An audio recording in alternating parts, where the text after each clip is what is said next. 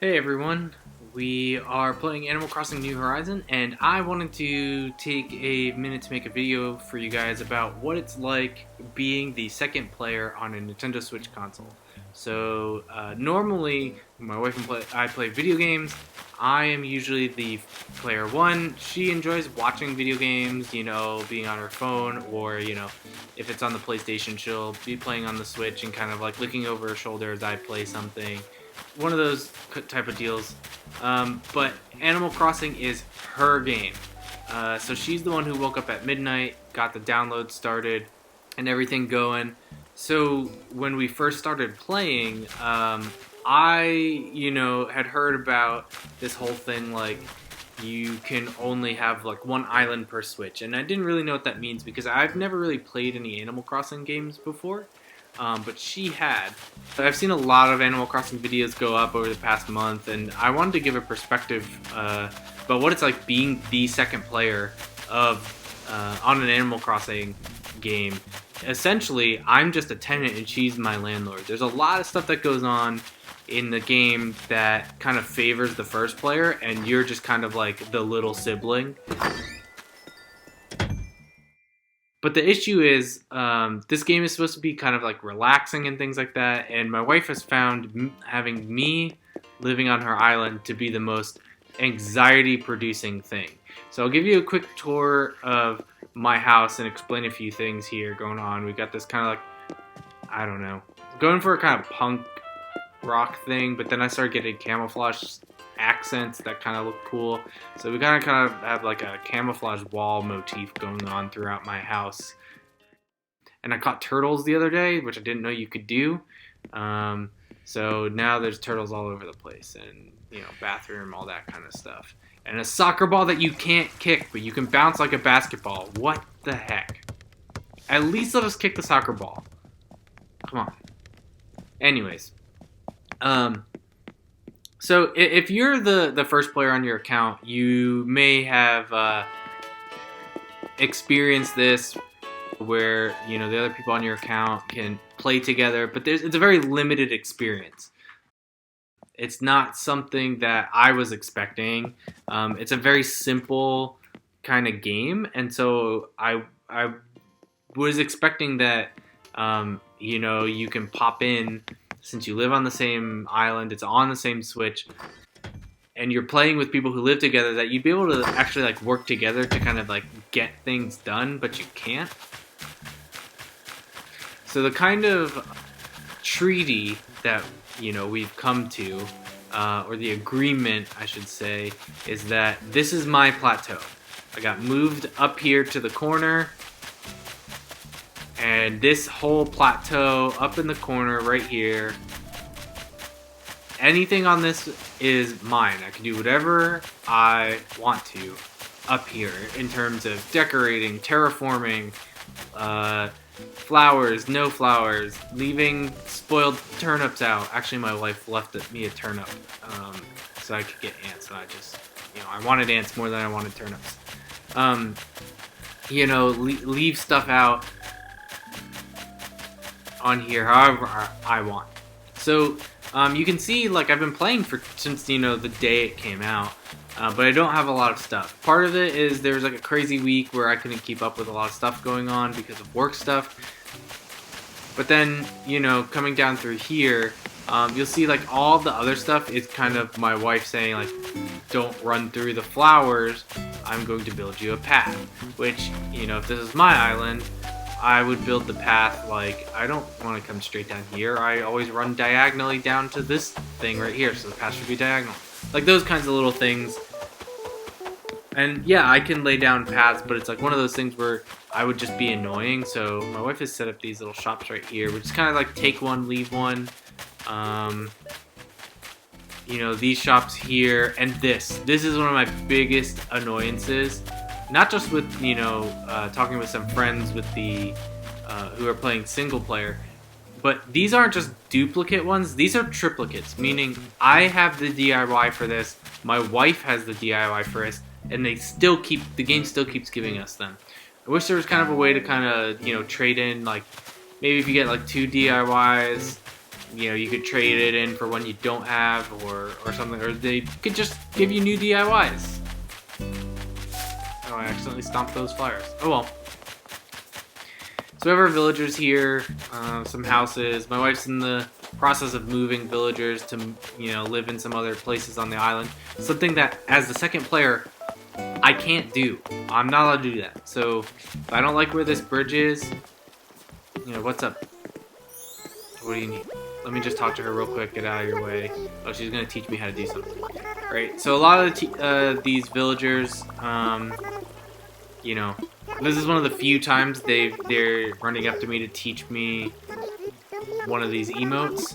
I don't have too many of them. My wife easily has double the amount that I have. Apparently I can be frightened or scared now. I rarely use them, so that doesn't bother me too much. But a lot of it is like little things, like I can't build a bridge, I can't build a ladder. It all has to be hers there. So like I had saved up to just outright pay for a ladder or a ramp up to my little plateau there, and I wasn't allowed to do it. So I asked my wife to do it, but she's like, I already started building one today, so you can't. So then we had to pay off the other ramp and then do one over here. Yeah, there's like those like little things that are just huge annoyances, especially since like we are committed to not time traveling. We feel like that would take away from the laid back pace of the game and the pop in and out, and it would just become one of those games that's even more consuming than it already is. So we're not going to do that. But as you can see, like, one, because she's the first player, and two, because she's played Animal Crossing before, she has a lot more stuff than I do. Partially because she knew about shaking trees. That was not something I knew about. To find furniture or items and things like that. So she's been shaking trees for like about a month and a half longer than I have. So it's easily, you get those 2 items a day and then traveling to other islands. So she's almost completely upgraded our house to as much as it can be. Now it's just trying to hunt down some rare items for her, and she's started getting into terraforming. Oh no, Rocket. We hate Rocket. I'm not sure if you saw our flag, but we don't like gorillas around here. Also, I see a scorpion. I'm going to take a quick detour as I'm showing you around to try and catch this Oh no, he saw me before I got to him. Oh well. That's not a big deal. At first, this isn't usually my style of game. So, the fact that the only thing that can kill you is if you get stung twice or like a scorpion or tarantula bite, I was a little bit like, well, what's the point if you can't win, but you also can't lose? And it took me like a few days of like kind of pushing through and then getting a bond with like a villager I like. I really like Vesta. She's probably my favorite one.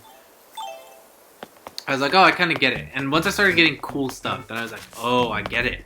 I need to build out my house. But we've been trying to get rid of this stupid gorilla forever.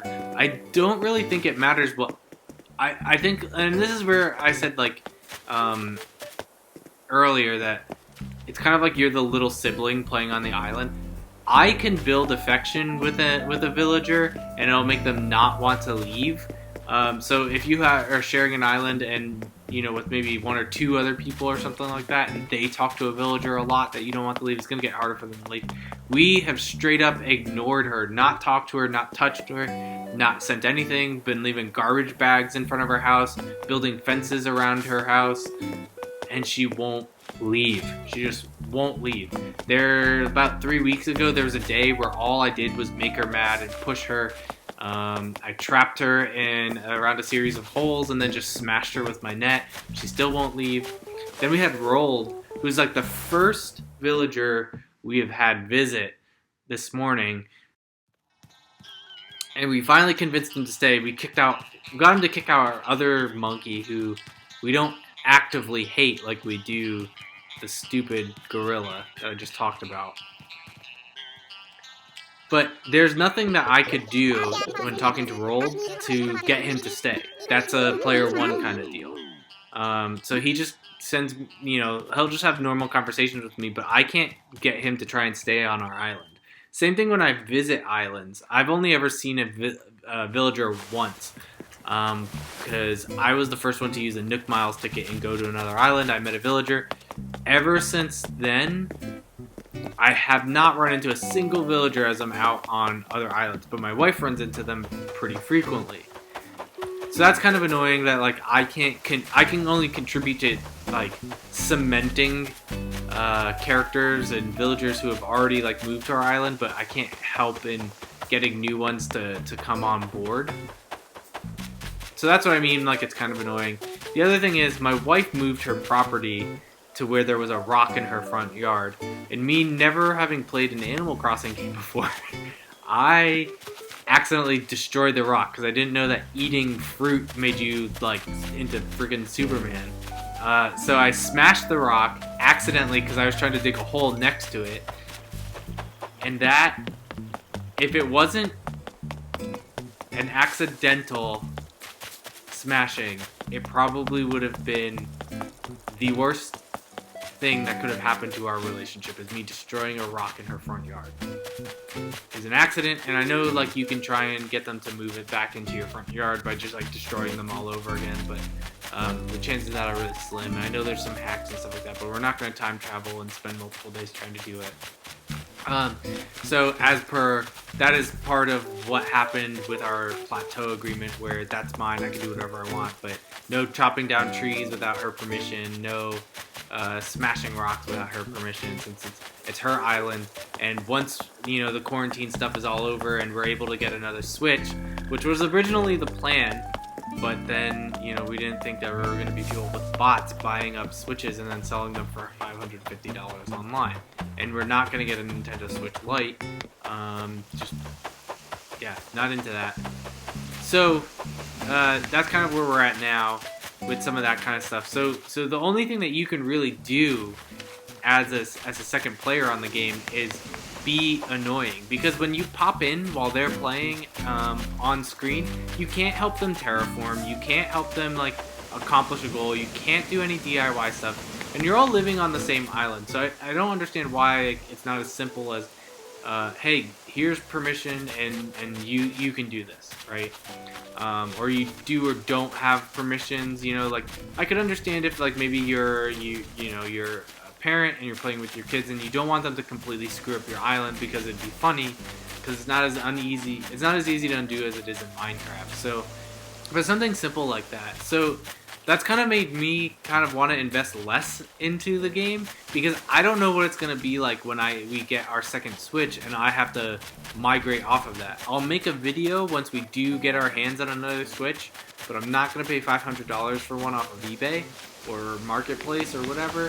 I will only pay retail for it, but I will make that video for what it's like moving off, because I've actually been searching for some information on what it's like to migrate, but it's kind of hard to come by, especially when you're pretty established, to see that process, what it's like to start over, how much of it is starting over, and how many more stupid menus do you have to go through when you do that.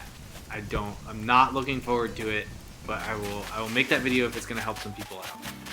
Maybe we'll make a video where we give the tour to my wife and she kind of explains what it's like playing with another person on your island, and some of the limitations and things that she wished that you could do with each other. But right now we kind of have this trading game where I have something she wants, so I bury it in her front yard, and then the next morning she trades me what I want and buries it in my front yard. So it's kind of a weird system we got going on here, and there's a bunch of other little weird idiosyncrasies too. I can make more, but that's our island. That's what it's like being a second player on a Nintendo Switch when you're the second player and you're not the owner of your island. Thanks, and have a good day. Bye.